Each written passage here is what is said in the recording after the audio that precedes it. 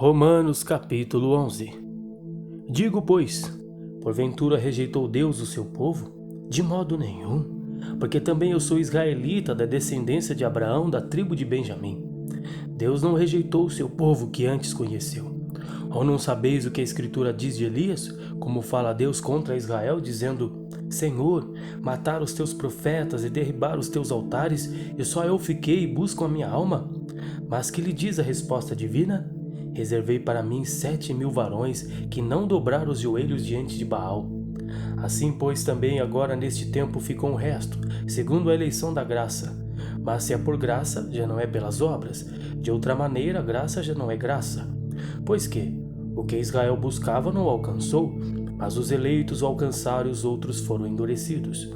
Como está escrito, Deus lhe deu espírito de profundo sono, olhos para não verem, ouvidos para não ouvirem, até o dia de hoje. E Davi diz: torne-se-lhes a sua mesa em laço, em armadilha, em tropeço por sua retribuição. Escrureçam-lhes os olhos para não verem, e curvem-se-lhes continuamente as costas. Digo, pois, porventura tropeçam para que caíssem? De modo nenhum, mas pela sua queda veio a salvação aos gentios para os incitar à imutação. E se a sua queda é a riqueza do mundo e a sua diminuição, a riqueza dos gentios, quanto mais a sua plenitude. Porque convosco falo, gentios, que quando for apóstolo dos gentios, glorificarei o meu ministério, para ver se de alguma maneira posso incitar à emulação os da minha carne e salvar alguns deles. Porque se a sua rejeição é a reconciliação do mundo, qual será a sua admissão, senão a vida entre os mortos? E se as primícias são santas, também a santa massa o é.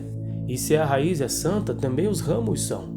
E se alguns dos ramos foram quebrados, e tu, sendo jambuzeiro, foste enxertado em lugar deles e feito participantes da raiz e da seiva da oliveira.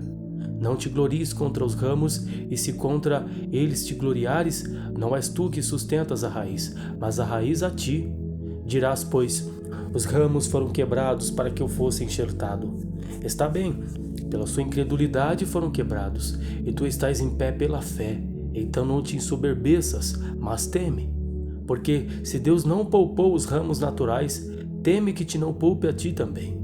Considera, pois, a bondade e a severidade de Deus para os que caíram, severidade, mas para contigo, e benignidade de Deus, que se permaneceres na sua benignidade, de outra maneira também tu serás cortado.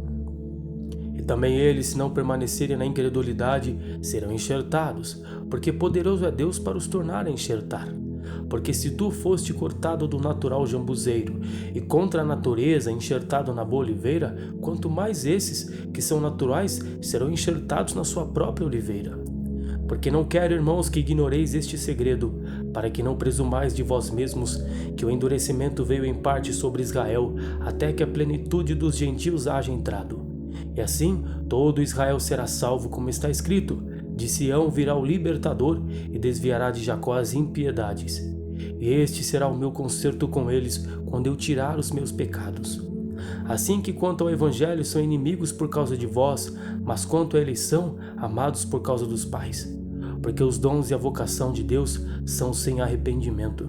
Porque assim como vós também antigamente fostes desobedientes a Deus, mas agora alcançastes misericórdia pela desobediência deles, assim também estes agora foram desobedientes, para também alcançarem misericórdia pela misericórdia a vós demonstradas. Porque Deus encerrou a todos debaixo da desobediência, para com todos usar de misericórdia. Ó profundidade das riquezas, tanto da sabedoria como da ciência de Deus! Quão insondáveis são os seus juízos e quão inescrutáveis os teus caminhos! Porque quem compreendeu o intento do Senhor? Ou quem foi o seu conselheiro? Ou quem lhe deu primeiro a ele para que lhe seja recompensado? Porque dele, por ele e para ele são todas as coisas. Glória, pois, a ele eternamente. Amém. Capítulo 12. Rogo-vos, pois, irmãos, pela compaixão de Deus, que apresenteis os vossos corpos em sacrifício vivo, santo e agradável a Deus, que é o vosso culto racional. E não vos conformeis com este mundo, mas transformai-vos pela renovação do vosso entendimento, para que experimenteis qual seja a boa, agradável e perfeita vontade de Deus. Porque pela graça que me é dada, digo a cada um dentre vós que não saiba mais do que convém saber, mas que saiba com temperança, conforme a medida da fé que Deus repartiu a cada um.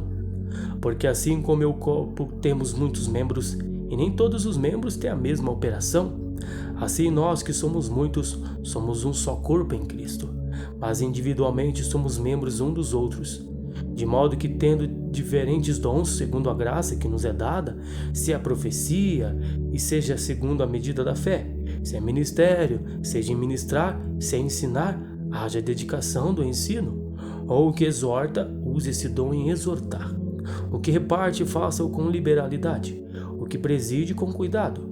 O que exercita misericórdia, com alegria. O amor não seja fingido. Aborrecei o mal e apegai-vos ao bem. Amai-vos cordialmente uns aos outros com amor fraternal, preferindo-vos em honra uns aos outros. Não sejais vagarosos no cuidado, sede fervorosos no espírito, servindo ao Senhor. Alegrai-vos na esperança, sede pacientes na tribulação, perseverai na oração. Comunicai com os santos nas suas necessidades, segui a sua hospitalidade, abençoai os que vos perseguem, abençoai e não amaldiçoais. Alegrai-vos com os que se alegram e chorai com os que choram. Sede unânimes entre vós, não ambiciosos coisas altas, mas acomodai-vos às humildes, não sejais sábios em vós mesmos. A ninguém torneis mal por mal, procurai as coisas honestas perante todos os homens. Se for possível, quanto estiver em vós, tende paz com todos os homens. Não vos vingueis a vós mesmos, amados, mas dai lugar à ira, porque está escrito: minha é a vingança, e eu recompensarei, diz o Senhor. Portanto, se o teu inimigo tiver fome, dá-lhe de comer, se tiver sede, dá-lhe de beber, porque fazendo isto, amontoarás brasas de fogo sobre a sua cabeça. Não te deixes vencer do mal, mas vence o mal com bem. Capítulo 13. Toda alma esteja sujeita às potestades superiores, porque não há potestade que não venha de Deus, e as potestades que há foram ordenadas por Deus. Por isso, quem resiste à potestade resiste à ordenação de Deus, e os que resistem trarão sobre si mesmo a condenação. Porque os magistrados não são terror para as boas obras, mas para as más. Queres tu, pois, não temer a potestade? Faça o bem e terás louvor dela, porque ela é ministro de Deus para teu bem. Mas se fizeres o mal, teme, pois não traz em vão a espada, porque é ministro de Deus e vingador para castigar o que faz o mal. Portanto, é necessário que lhe estejais sujeitos, não somente pelo castigo, mas também pela consciência. Por esta razão também pagais tributos, porque sou ministro de Deus, atendendo sempre a isto mesmo. Portanto, dai a cada um o que deveis, a quem tributo, tributo, a quem imposto, imposto, a quem temor, temor, a quem honra, honra. A ninguém devais coisa alguma, a não ser o amor com que vos ameis uns aos outros, porque quem ama aos outros cumpriu a lei.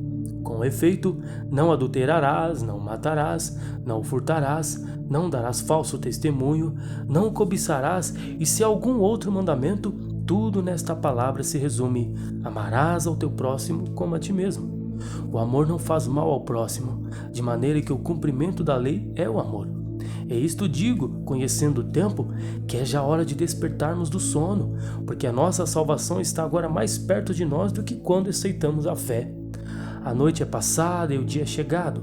Rejeitemos, pois, as obras das trevas e vistamo-nos das armas da luz. Andemos honestamente como de dia, não em glutonarias, nem em bebedeiras, nem em desonestidades, nem em dissoluções, nem em contendas e inveja. Mas revesti-vos do Senhor Jesus Cristo e não tenhais cuidados da carne em suas concupiscências.